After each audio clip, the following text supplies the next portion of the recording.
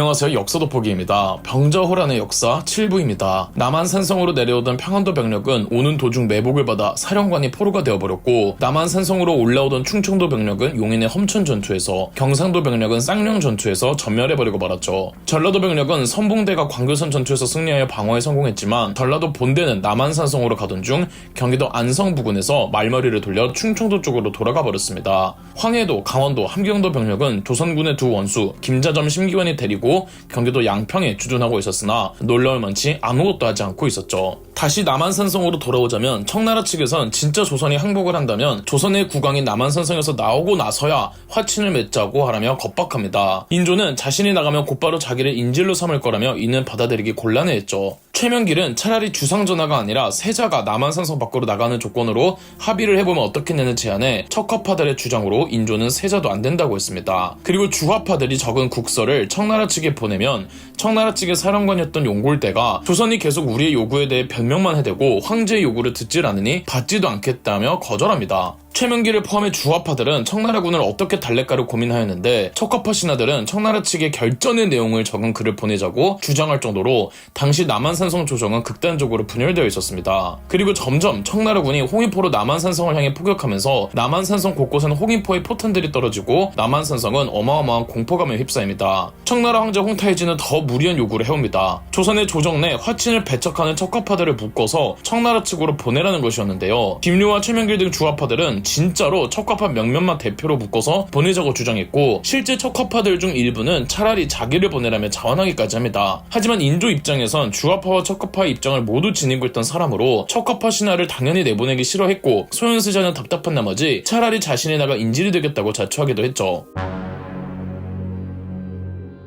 1월 22일 강화도가 함락됩니다. 앞서 인조가 소현세자와 남한산성으로 들어오기 전 왕자와 공주들, 비빈들, 그리고 왕실 어른들을 먼저 강화도로 보냈다고 했죠. 당시 강화도를 지키던 총사령관은 강화유수 장신이었습니다. 청나라의 황제 홍타이지와 청나라 총사령관 용골대가 남한산성을 포위하고 있는 동안 홍타이지의 동생 예친왕 도르고는 3만의 병력을 끌고 강화도를 향했습니다. 도르고는 김포에서부터 강을 건너면서 이 강화도를 향해 홍위포를 무수히 쏘아댔고, 조선군은 홍위포 소리에 겁을 먹어 누구도 청나라군 근처로 접근하지 못했다고 합니다. 강화도 강변의 수비 방어력이 약해진 틈을 타 도르곤의 나머지 청나라 군대가 모두 강을 건넜습니다. 그런데 이때 청나라군이 탔던 배들이 대부분 나룻배들이었다고 합니다. 청나라군도 옛 모문룡의 수군을 합류시킨 시점이라 배를 크게 만든다면 만들 수는 있겠지만, 굳이 나룻배를 타고 빠르게 넘어온 건 청나라군도 최대한 빠르게 강화도를 함락시킬 생각이었던 걸로 볼 수가 있습니다. 이유인즉슨 모든 전황이 다 청나라군에게 유리하게 흘러가고 있지만, 어쨌든 공격해온 입장에서 지금 전쟁이 장기화되고 남한산성에서는 강화를 하겠다느니 말겠다느니 시간이 지연되고 있으니 청나라군은 보급 문제에 시달릴 수밖에 없었을 겁니다. 홍타이지가 동생 도르곤을 강화도로 보낸 건 빠르게 강화도를 함락해서 조선의 조정이 빠르게 그만 항복하기를 원했던 거였죠. 청나라군이 강화도로 들어왔는데 강화도의 책임자였던 강화유수 장신은 어떻게 대처했을까요? 강화유수 장신은 강화도 남쪽의 광성보에 주둔하고 있었는데 장신은 도망쳤습니다. 장신의 부하 정수 중 구원일은 강화도의 총책임자가 도망가는 것을 보고 너무 한심하게 여겨 차라리 하극상을 일으키자며 장신을 죽이고 본인이 강화도의 책임자가 되어 청나라군과 싸우겠다고 나섰으나 장신이 이마저도 알아차리고 도망가 버립니다. 구원일은 통곡하면서 바다에 몸을 던져 죽었죠. 오늘날 김포에서 강화도로 이어지는 북쪽 다리를 건너면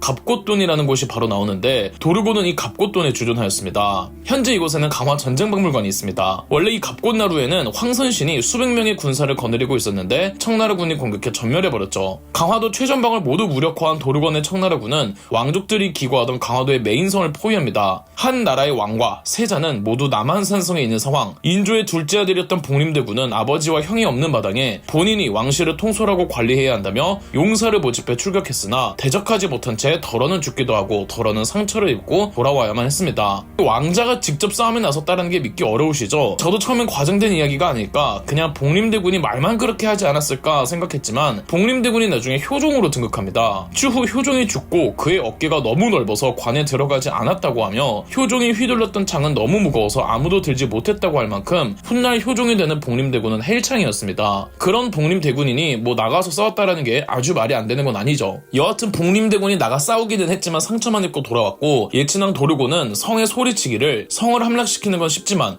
우리의 황제가 강화를 맺고자 하시니 굳이 싸우지 말고 항복하라고 했습니다. 복림대군은 신하 한 명을 도르곤에게 보내 강화 협상을 추진 중인지 확인해보라고 했고, 도르곤은 조선의 신하를 예후에 맞게 대우해주자 복림대군도 강화 협상이 이루어지고 있다고 판단해 성문을 열고 도르곤에게 향했습니다. 도르곤은 복림대군을 왕자의 예에 맞게 대우해주었고, 그렇게 도르곤의 청나라군은 성 안으로 들어와 강화도가 함락되고 말았죠. 도르곤은 청나라군이 괜한 학살이나 약탈을 일삼지 못하도록 철저하게 군유를 잡았으며, 복림대군에게는 곧 조선의 국왕이 남한산성에서 나와 우리네 황제에게 항복을 하고 한양 도성으로 돌아가기로 이미 이야기가 끝났다고, 복림대군도 우리들이 호위해줄 테니 같이 강화도에서 나와 한양으로 돌아가자고 이야기합니다. 복림대군은 믿었고 그렇게 강화도로 나왔죠. 도르곤은 겉으로는 복림대군을 호위해주는 척했지만 실상은 볼모나 다름없었고, 도르곤이 강화도로 나오자마자 강화도에 남은 청나라 군대 몽골 병사들이 곳곳을 불지르고 파헤치며 살해하고 약탈하면서 강화도가 쑥대밭이 됩니다. 이 과정에서 13대왕 명종의 아내였던 인순왕후의 신주를 잃어버리기도 합니다. 그리고 일부 조선의 신하들 가운데 강화도에 남아 우리가 오랑캐들에게 졌다며 자결하는 사람들도 10명 정도 있었다고 하죠. 김상원의 형이었던 김상용은 강화도의 성 남문에서 화약을 터뜨려 폭사했고, 전 우승지 홍명형도 김상용을 따라 불속으로 뛰어들어 자결했고, 이때 역시 불속으로 따라 들어가 자결한 사람들이 덜어 있었습니다. 사복시 주부 송시영은 목 매달아 자결했고, 전 사원부 장령 이시직 역시 목을 매달아 죽었습니다. 민성은 세 아들과 세 며느리를 밴 뒤 스스로 자결하였죠. 조선왕족 실록에서는 강화도가 함락당할 당시 강화도 내에서 자결한 자와 적을 만나 굴복하지 않고 죽은 사람들이 너무나도 많아 이루 다 기록할 수 없다고 적혀 있습니다. 이렇게 자결한 사람들도 많았지만 강화도를 책임져야 하는 소임을 가진 사람들 중에 도망가는 사람들도 있었습니다. 우선 강화도를 총괄하는 강화요소 장신이 도망갔었죠. 이때 같이 도망갔던 사람 중에 김경징이라고 있었습니다. 김경징은 당시 영의정이었던 김류의 아들로 조선시대를 대표하는 한량 중에 한량이었습니다. 인조 반정의 주요 공신이었던 아버지를 잘 만나서 사람을 깔보고 갑질하기를 좋아했던 김경징은 병자 호란이 터지자 아버지 백으로 강화도 검찰사가 되어 왕실 사람들과 함께 강화도로 와 있었습니다. 어쨌든 강화도 검찰사로서 김경징은 강화도 수비에 책임이 있었습니다. 그런데 김경징은 강화도에 있을 때 매일매일 술을 마시고 연회를 열며 망나니 같은 모습을 보였습니다. 지금 경기도 일대에선 조선 팔도의 근황병들이 목숨 걸고 싸우고 남한산성 분위기는 말이 아닌데 강화도에서 술판이나 벌이고 있었던 거죠. 아까 강화도가 함락될 때 폭사했다던 김상용이 한 번은 김경징을 꾸짖자 아빠버림에도 김경징은 아버지가 영의정 김류라는 거 하나만 믿고 대들고 원로 대신들에게도 막 나갔습니다. 그리고 도르곤의 청나라군이 강화도로 들어오니까 강화요소 장신과 함께 김경징은 심지어 자기 가족들도 버리고 도망갔죠. 나중에 전쟁이 다 끝나고 강화요소 장신과 김경진은 사약을 먹고 죽습니다. 마지막에 김경징이 아버지에게 가서 살려달라고 했으나 아버지조차 아들의 악행에 혀를 차며 아들을 살려주지 않았죠. 한편 남한산성에서는 소현세자를 성 밖으로 내보내니만이 적합한 신하들을 묶어서 청나라 측으로 압송하니만이 여전히 설전이 오가고 있었습니다. 남한산성에서 소규모 전투들이 덜어 있었고 그때마다 격퇴하기는 했으나 매일매일 홍위포가 날라오니 남한산성 내 공포감은 어마어마했고, 홍위포의 공격에 남한산성의 성벽들도 무너지고 있었습니다. 1월 25일 청나라의 사령관 용굴대는 이제부터 다시는 사신을 보내거나 국서를 보내지 말고 무조건 국왕을 성 밖으로 내보내라고 최후 통첩을 날렸습니다. 인조는 어떻게 해야 하나 고민하는 찰나 다음날 1월 26일 강화도 함락 소식이 남한산성에 전해집니다. 그리고 남한산성에 있던 정예 군부대였던 훈련도감과 어영청의 고위급 장수들도 이 의미 없는 싸움을 오래 해서 좋을 게 하나도 없다며 계속 싸우자고 하는 신하들을 묶어서 청나라군에게 보내자며 시위에 나섭니다. 군부 장군들조차 이런 말을 할 정도이니 인조는 궁지에 몰릴 대로 몰렸고, 이제는 인조도 확실한 결론을 내려야만 했는데요. 이 지긋지긋한 남한산성 전투의 끝은 다들 아시다시피 삼전도의 굴욕으로 이어집니다. 그럼 역사돋보기였습니다.